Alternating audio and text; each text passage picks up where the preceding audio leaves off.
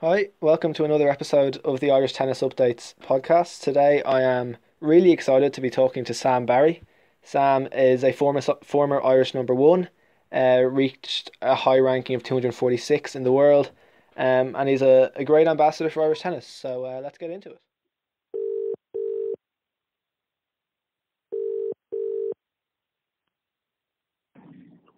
Hello. Hi Sam, how's it going? How are you? Hey, how's it going? What's the story? You retired obviously earlier this year. You're quite young by maybe tennis standards these days. So how hard was that decision? Like how hard was it to hang up the racket for the final time?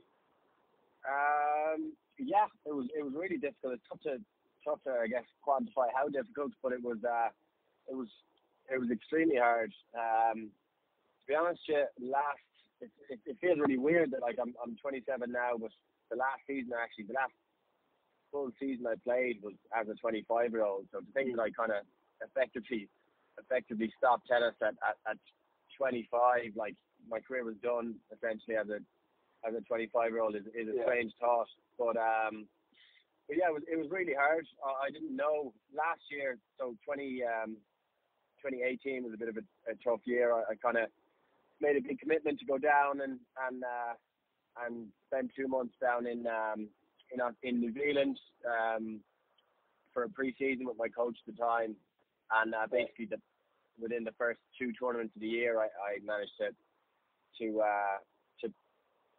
strain a tendon in my elbow and ended up effectively me being out for the next 4 months, and that was kind of a big blow because that obviously maybe spent the bones of 2 months away from home. It was at a big expense as well. I was on a tight budget every year. I'd spent a fair amount of that going down to New Zealand to practice for a couple.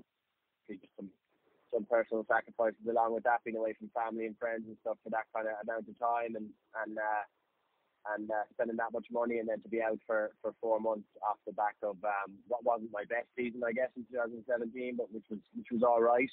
Yeah. That was kind of a big blow. And then to be honest, yeah, after that, I'm going to say maybe 18 months ago, February or March, April 2018, was the first time in my whole career, my whole life really, I started to think about anything other than tennis. I was like, maybe, my life doesn't have to be solely and entirely focused on becoming the best tennis player I can be. There's other stuff. And Yeah. as soon as my head started to turn, I guess it felt kind of strange because I'd never known life without wanting to be, I guess, a top 100 tennis player. But yeah, and those kind of thoughts never went away. And after that, I guess my heart was never really in it as much as it was beforehand. So you can't, I guess, have tennis. You're either all in or you're all out. And very quickly I realised that I wasn't all in anymore. So Yeah. I decided to chew over it for a while, and then I guess take the decision to be all out. So I don't know if that answers your question, but Yeah, no, absolutely. that was kind of the way it all felt. Yeah, yeah. What are you up to these days now? Is it still a bit of tennis, or you've stepped completely away from it all? I wish it was more tennis, to be honest. I definitely didn't stop. The reason I retired was not to do giving it myself anymore, or not loving the game, or not loving training or competing. They're all the things. They're all the things that I missed dearly about it. It was just it was the strain it took on the rest of my life. Do you know what I mean? Yeah, yeah, Trying to balance tennis and a somewhat of a normal life outside of it is quite difficult to do. So that was the reason I stopped. But then, yeah, I'm not playing nearly as much tennis as I wish now. I got pretty crap pretty quickly, so I hit a bit recently, and and I'm nowhere near as good as I'd hoped to be still. But yeah, I'm working an office job, man. Okay. I've gone into the aircraft leasing industry, so I'm starting at the bottom there, and hopefully over time we'll learn the ropes and forge a career for myself in business, I suppose. Yeah. It's a big difference from being on a tennis court and in a gym all the time to sitting on a desk, I can say that much. Yeah. Is that something you've always had an interest in? Yeah, it's obviously about in Ireland, and definitely getting. I always wanted to move away from tennis after my playing career. Whether I go back or not is, I guess, remains to be seen. And I still love the game, so I wouldn't be surprised in years to come if I do end up somewhere back in the game if an opportunity arises. But I guess for a number of reasons, I just thought the right thing to do would be to try and start from the bottom somewhere else and to see what that's like. I didn't want to be institutionalized either, and just the majority of my waking hours are spent thinking about tennis from the age of about 10 until about 12 months ago. So I wanted to kind of broaden my horizons a little bit as well, and obviously I had interest outside of tennis, but they'd have been my own things. It wasn't something that I was kind of immersed in. So I wanted to, I guess, to switch completely and try something completely different, just to challenge myself as well. It'd be easy to, maybe the easier thing for me to do, be a bit of a smoother transition, just to stay in tennis and stick with what I know. And I guess that was one of the reasons I didn't do it and such, was just to, I guess, try something completely different and start from the ground up and see if I could challenge myself in new ways, I suppose. Yeah, super. That's really good. And I wish you all the best in that in the future. Thank you very much. So I guess taking a few steps back now in time, how did you get into tennis? What age were you at that stage? And kind of how quickly did it all kind of take off, I guess? People ask me this quite regularly, like how I got into tennis. I don't actually know. I don't really. I think my answer changes every time. So, I lived really close to the tennis club, and that's the logical one. I think my parents as well used to kind of socialise there.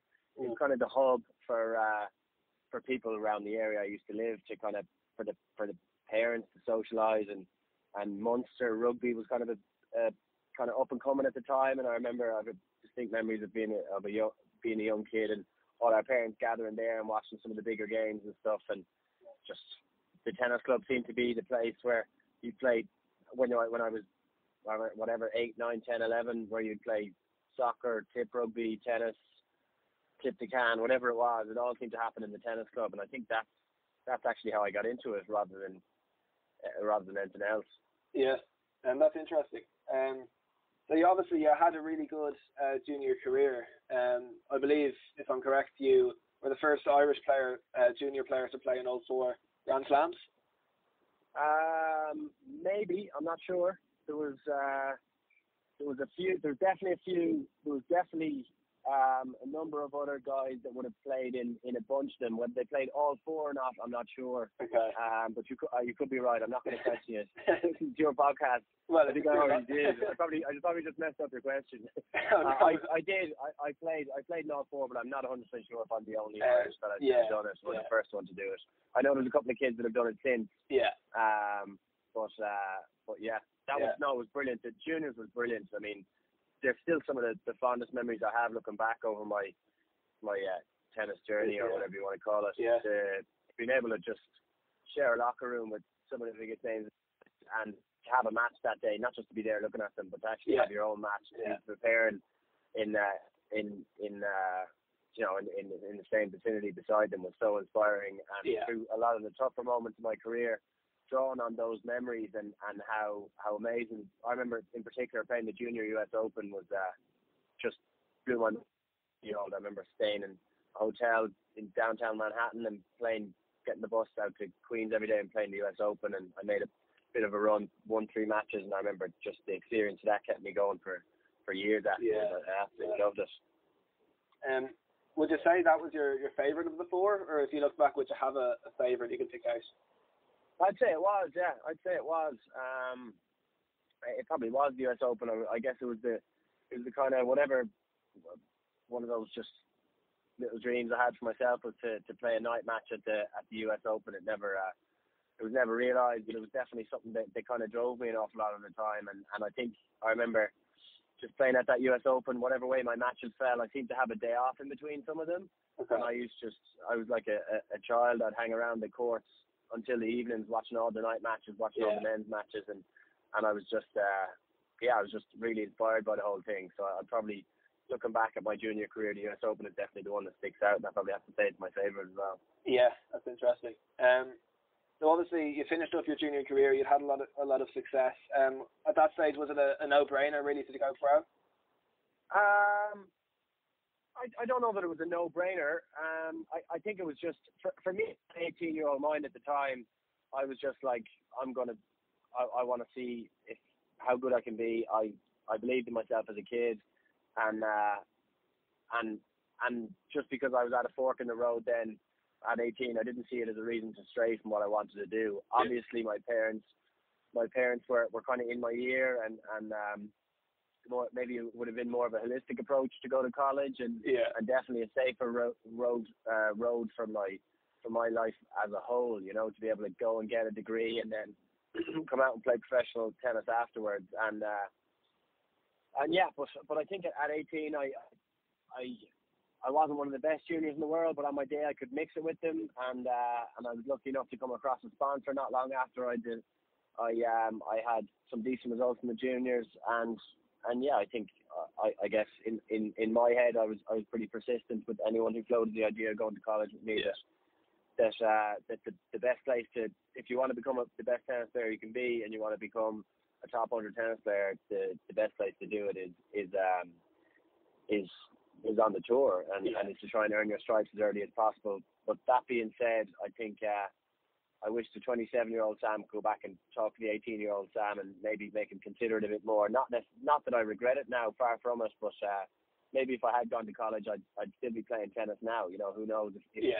I think maybe there was my decision to retire. I don't regret that either, but it probably was one of the panic, because I found myself being 12-6 and my ranking was kind of with injury, and I didn't really have a whole lot to fall back on. I didn't want to be in kind of in no man's land, potentially in my early 30s, having, you know, maybe not. It was very possible that I wasn't going to go on and achieve everything I wanted to do in tennis, and you know, to be kind of whatever in my early 30s with nothing to show for it except what I knew was a decent attempt at a professional tennis career. So college definitely mitigates against a lot of that, and if I had gone back, maybe I'd still be playing tennis now. But who knows? So if you were to offer some advice to a young person, maybe in a similar situation to you, would that be kind of what you'd kind of advise them to do? I think it's difficult to give blanket advice because you know, it's not a one size fits all. For me, I think if I was 18 again, I would go back and I would go on the tour again, but I'd just do it differently. I wouldn't go to college. I had stars in my eyes as an 18-year-old, and like I said, I kind of back myself, and I do it all over again. I just make some changes to the way I went about my pro career. But in terms of giving advice to other kids, I think something that has to be really taken into account is just how expensive it is. There's no getting away from it. If you want to be the best tennis player you can be, you have to have really good people in your corner, people that have been there, done that, and they come at a price, and they're not that available. So you got to pay for it, and you got to be in there, and you got to be in an environment where you're around people that, you know, if you want to be a top 100 tennis player, you've got to be in and around people that have been there and done that, and that's it. And you're going to have some way of paying for that. And if you don't, then don't be naive and go on the tour with average resources. You know, the way I describe it is, like, you're not going to be able to catch a Ferrari in a Fiat Punto. You have to be driving it. You know, you have to be in a Ferrari yourself, and that means having the right guidance and the right training environment and all those things go with it. So, and if you can't get them at 18 and they're not available to you, well, then college is definitely a good stepping stone. And I guess that's what I'd say to 18, and as well, being realistic about how good you are. I think you have to have a look at yourself in the mirror when you're 18, and if you really feel like you're good enough to mix it with the best kids in the world for your age, and you've got the finances to back you, and you've got the system around you to go and play professional tennis, well, then definitely weigh it up. But if you don't, and you have the opportunity to go to college, in that case, I would, I'd definitely be looking more towards college, and who knows what opportunities will be there for you afterwards. Yeah, and you mentioned there that if you were to go back, there's a few things you might do differently over the course of your career. Would you mind just going through one or two of those, explaining one or two things that you might do differently if you could go back? Yeah, I mean, there's loads, you know. Jesus, there's loads, but I guess I think I'd probably have more outside of tennis in my life, which sounds kind of counterproductive in some ways. But for me, every time I got to kind of a bit of a roadblock in my tennis, I was like, right, I have to train harder, I have to do more, I have to travel more, I have to push it more and more and more. Whereas in actual fact, that kind of, and as well as good intentioned as that was, it was kind of counterproductive for me. And the whole thing became kind of, I was so immersed in my tennis, I couldn't see the wood from the trees. And I think maybe I'd have more in my life now. I'd probably maybe study a small bit on the side, and I'd start that at 19. I'd make sure I got home more. I'd probably rest a little bit more than I used to. I wouldn't play as many tournaments in the earlier years of my career. I'd maybe invest a bit more in my game. I'd probably have more training weeks, and I definitely try and have training blocks and organize my training around being in environments where there's guys that are better than me. You know, I think looking back at the early years of my career, I spent an awful lot of time practicing and playing sets with good players, with players that was beat. And I think looking back, maybe I probably should have invested some time or an awful lot of my training time being around guys that were where I was trying to get to. You know, I think that would have been invaluable, and exposing myself to as many practice sessions and as much on-court time with players and coaches that have either played or coached guys where I wanted to get to. That would have been have definitely been one. It does. So looking back at your career, then, what would you say was the highlight, the best moments of the whole thing? I had a nice one, to be fair. The first title I won was in Doha, and it was the only time my parents ever were able to travel to a tournament. My dad actually it was in Doha. My dad was working close. My dad was traveling for work, and he was going to be close by, and he popped in. And he was going to be able to pop in. So my mom said she'd make the trip. It was one of the last tournaments of the year, and they came to the and I won it, and that's without a doubt the happiest memory I have from my tennis career was just, I guess, being able to get through to I guess achieve a milestone like that, and to have my parents that sacrificed an awful lot and gave an awful lot to my tennis career, to have them there that day and to be able to go for dinner with them and I guess enjoy that with them, and have them in the stands, albeit they were probably two of the only people in the stands. To have them there when I won it is definitely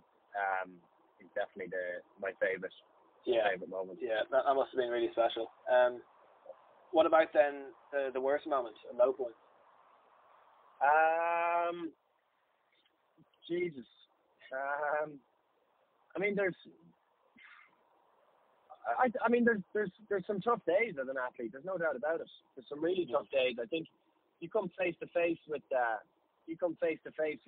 how good you are so often, and oftentimes you come face to face with how bad you are on a given day, and you get the mirror is held really close to your face in terms of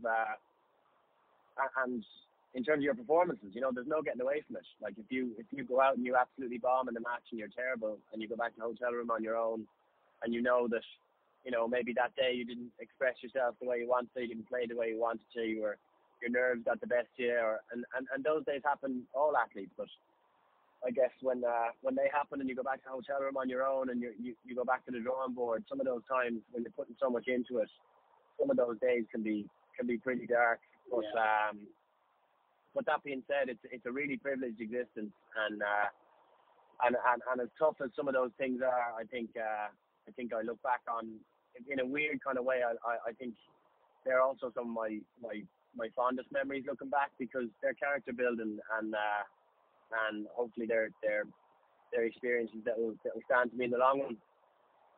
Again, I don't know if I answered your question, but no, that's perfect. That's really good.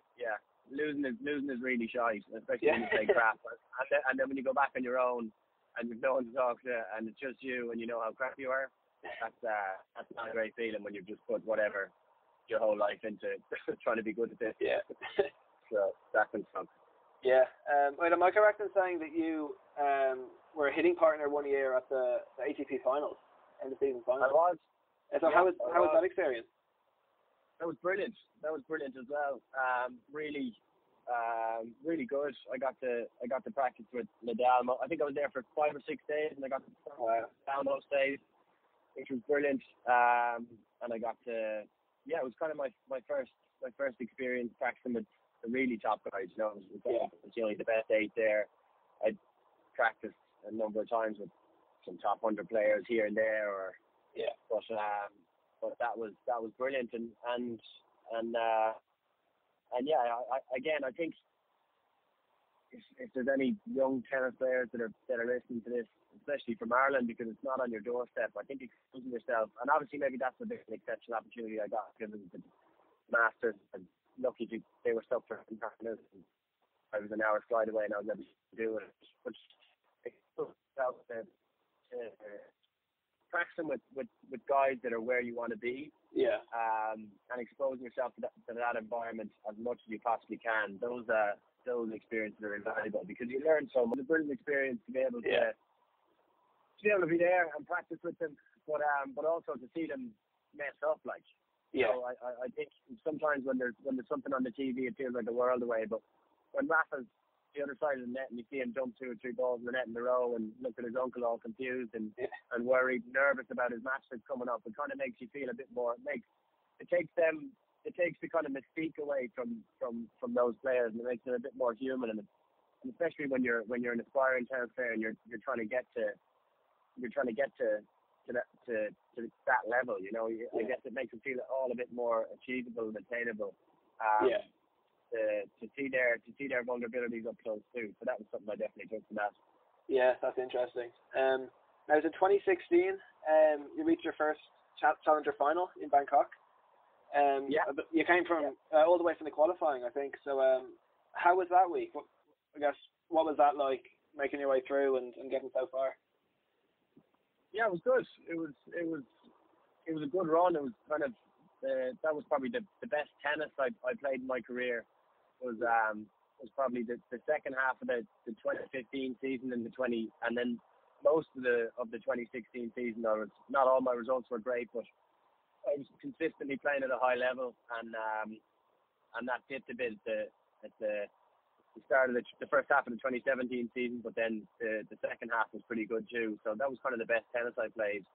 But then that week was good. I guess results-wise, it was a big breakthrough because I'd never really made a run in a challenger previously. Yeah. But I just remember from that week, I just remember kind of playing really well, serving really well, and it was crazy hot conditions. It was 35 plus degrees and really humid as well, maybe 90% humidity. So it was just really tough physical conditions, and a lot of guys were finding the conditions tough, and I just remember kind of playing good tennis and being pretty mentally tough that week, and that got me through an awful lot of matches. So again, that's another week I kind of look back on fond. Yeah, that's great. So then the next year, you get very close to getting into the qualies for the Australian Open. For anyone who doesn't know, just how close were you? So the last tournament of the 2016 season was a challenger in the States, and I was in the semis, and I played an American guy in the semis. And if I'd have won that match, I'd have made it into the qualies the next year of the Aussie, and then earlier on in the year in 2016, I was one spot out of the qualies of Wimbledon as well. So there was a couple of close ones, which was and if I'd have won the final of that challenger in Bangkok against Duckworth, if I'd have beaten him that day, I'd have been in the qualies of Wimbledon and the US that year. So there was a couple of close calls, but not to be, unfortunately. Yeah, that must have been disappointing. Wasn't it around that time then that your documentary came out on Air Sport? Yeah, it could have been. It was the summer, 2 summers ago, maybe the summer of 2017, I think. Yeah, because I remember it's discussed that kind of period where you were bordering on the quality of the Australian, and you were doing well in that challenger. I remember it touched on that. Yeah, I think so. So yeah, I remember that challenger at the end of the year in the States.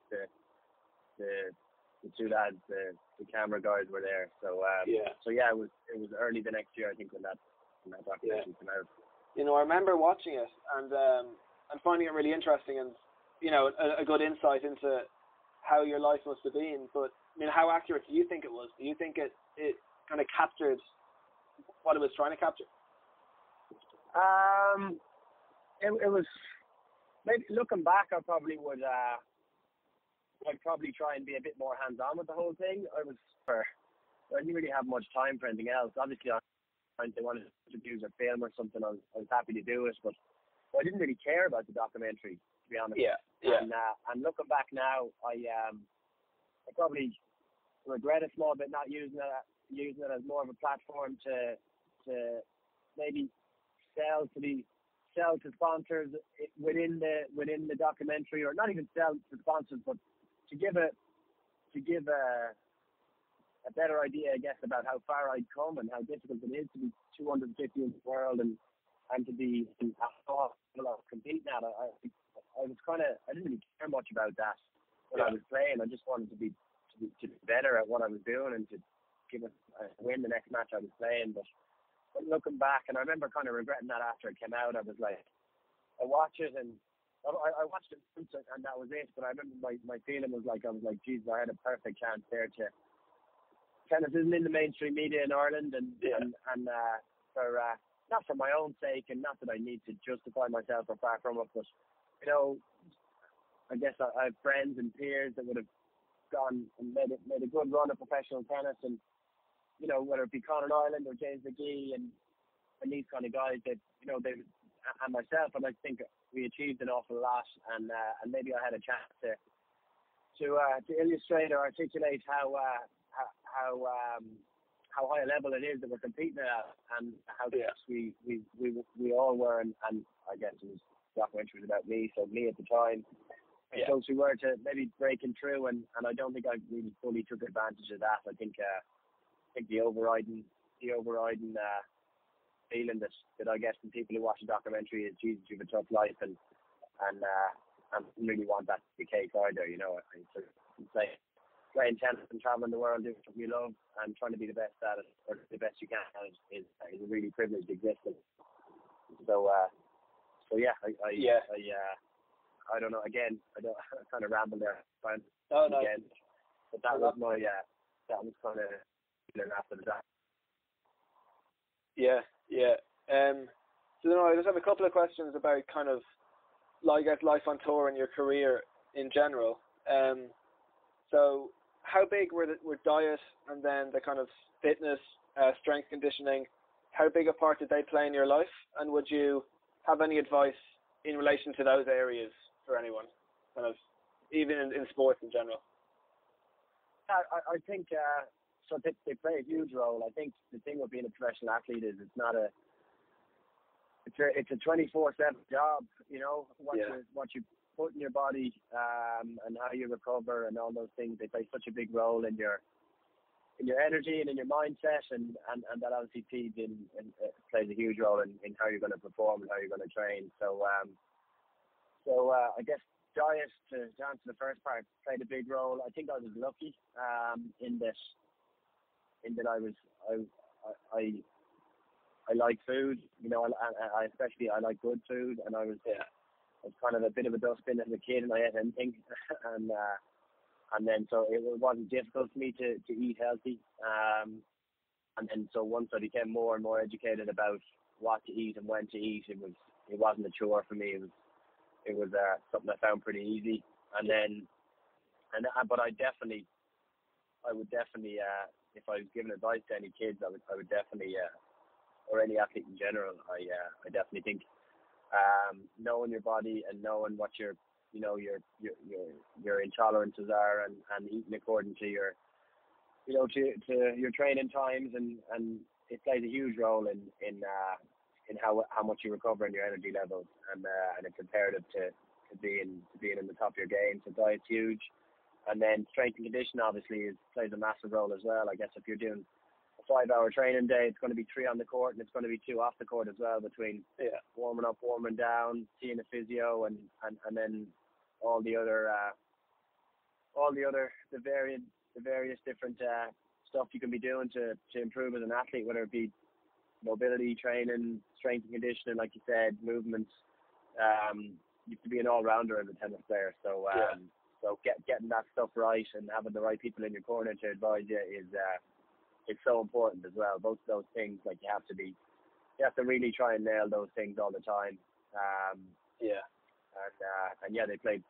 They kind of like if I wasn't playing tennis, those things kind of dominated my downtime as well. You never stop trying to improve as an athlete. You never stop trying to put good stuff into your body. So they were a big part of my life when I was an athlete. Yeah, absolutely. Another big part, I would assume, of life on the tour is the travel. So how did you find that, and how tough was it to kind of schedule your year, I guess, in that way? Yeah, to be honest with you, like, that was one of the big reasons I ended up retiring, was just being so burnt out from being on the road, living out of a suitcase, and then just the logistical nightmare that trying to be a tennis player from Ireland can be as well. Yeah. The cost of your travel every year is huge, and you have to be away for so many weeks at a time. Being from Limerick as well didn't help. Yeah. Because I spent my bloody life on a bus. I got to be in Ireland for 2 days, and I spent the morning, the first day, getting down to Limerick, seeing my family and my friends. One night in my own bed, and then back on the bus again to be back up to Dublin to fly out again, and just doing that for years was exhausting. So traveling was definitely a burden at times, but then on the flip side of that, like I said, an unbelievable, almost an embarrassing privilege to have been 19, 20, 21, literally traveling to all over the world, some of the really big cities, but some of the most random places as well, and getting to see so much of it and to experience so many different places, different cultures. It was, again, when I look back on my career, some of my fondest memories are from off the court, are from just being in mad places, and getting to see them. So it's kind of, the travel was a bittersweet one. Yeah. So you said there, obviously, you went to all over the world. If you had to pick your favorite tournament in your favorite city, or your favorite tournament or your favorite city, what would you go for? Unfortunately, I only played one of them, but the US Open was incredible. And then after that, there was a few tournament every summer in Breda in Holland. That was a really cool. Some of the smaller tournaments can actually be really cool sometimes in the smaller cities, because it can be like one of the big. It can be like, for example, in this place in Breda in Holland, it was like the biggest sports event, the biggest annual sports event in the town. So all the locals row in behind us, and there's like, it can be 1,500 people in the stands, and it's in the summer, so the weather's nice, and people kind of go and socialise there, and there's local TV and radio stations and stuff. So some of the smaller events sometimes have a class atmosphere and amazing feel about them. So there's kind of a bunch of those. Breda is the one that sticks out. But of the big ones, US Open, I got to play as a junior, was brilliant, and then I got to compete at the Toronto Master Series, which was class as well, and Dubai as well, ATP 500. I was lucky to compete in those. And to be honest, all the ATP events I got to play in are they're pretty brilliant, and they're being there and being in those environments is definitely something that every time I got to do it was pretty inspiring, and you'd always leave those events really motivated. And maybe looking back, I probably should have taken the opportunity in my career to go and play the qualifying in more of those events. I think not only would I learn loads from the players there and from competing in the matches I would have played at those events, but I think you looking back, I always left those tournaments so motivated to get better and to get back there and to get into the main draw of them. So that's something else. No, so I just have a couple more questions. So a lot of people would be aware that drugs and also gambling, unfortunately, have big parts in pro tennis. So, as someone who I guess has been on the tour, what experience do you have of those sides of the sport? Yeah, drugs. I've never heard or been offered or seen or anything. I've never ever come across it. 8 years on the pro tour, but I obviously you're this guy or that guy, but then again, oftentimes it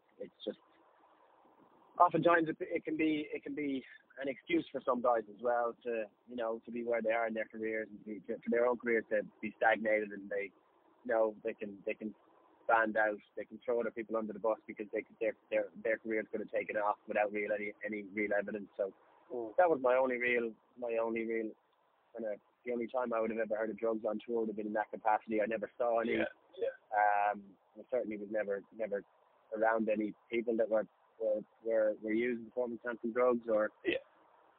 So I pretty much no experience of that. But in terms of betting, I mean, I was never offered. No one ever attempted to bribe me to lose a match. But it definitely happens at the lower stages of the tour, at the lower tournaments on the tour. And it's definitely something that goes on. There's no doubt about it. I think it's something that's been addressed by the governing bodies as well, and I think rightly so. That stuff is it's not great as a kind of a lover of the game of tennis and a lover of sport in general. Any of that. Well, firstly, it's fraudulent, which is wrong. But any kind of anything that can kind of bring the game into disrepute like that is just not good. So any and all the actions they're taking to stamp it out is definitely the right thing to do. Yeah. And hopefully it will get all the way out sooner rather than later. Yeah. It's definitely something that goes on. There's no doubt about it. Yeah. My final question, it's a simple one, but what is your favourite thing about tennis? Favorite thing about tennis for me was the chance was the opportunity to get better all the time. I guess in very few environments are you tested, or to that extent, and that was something that I loved about tennis, and that I hope at some point in my life in the future I'll be able to recreate that feeling or that environment where really you're down to the last. You're looking for the inch. You know what I mean? Whether it be in the gym or on the court, whether it be tactically, technically, physically, you're trying to maximize every last bit out of yourself, and the challenge to do that was something that I really enjoyed. I found it really stressful and frustrating sometimes when it wasn't happening, but I think it's something that's incredibly fulfilling as well, and something I feel really lucky to have been able to do. Was to have had that in my life, I guess, to be able to wake up every day and to feel so kind of inspired and fulfilled about what you're doing, and have such big ambitions and dreams, and to be pouring so much into trying to achieve them was what I really loved about tennis. And it kind of brought out inevitably it kind of brings out the intensity in you, but it gives you a really good platform to kind of grow and get better and to learn, and that's maybe that's a bit of a wishy-washy answer, but that's definitely what I missed the most about tennis was just how brilliant some of the things about trying to be as you can possibly be give you. Yeah, perfect, super. Now, Sam, thanks so much again for talking to me, and thank you as well, I guess, for all you've done over the years for Irish tennis. I know you're an inspiration, I guess, for a lot of younger guys, myself included. I've looked up to you. I'm not. Sorry about that. Sorry, it was me you're looking up to. I mean, I'm not myself going to make any inroads in any kind of pro tennis, but I've enjoyed watching your progress over the years, and I just want to wish you all the best for whatever you're doing now, going forward in tennis or outside of it. Thanks again, and all the best. Absolutely, man. Thanks a million. Thanks a million for your kind words, and it was a pleasure being on the podcast. And good luck with all the rest. All right, thanks very much. All right, take it easy, mate. All right, So there we have it. Some really interesting stuff there from Sam. I'd like to thank him again for his time. Wish him all the best for the future. Thank you for listening. And I hope you enjoyed it. Bye.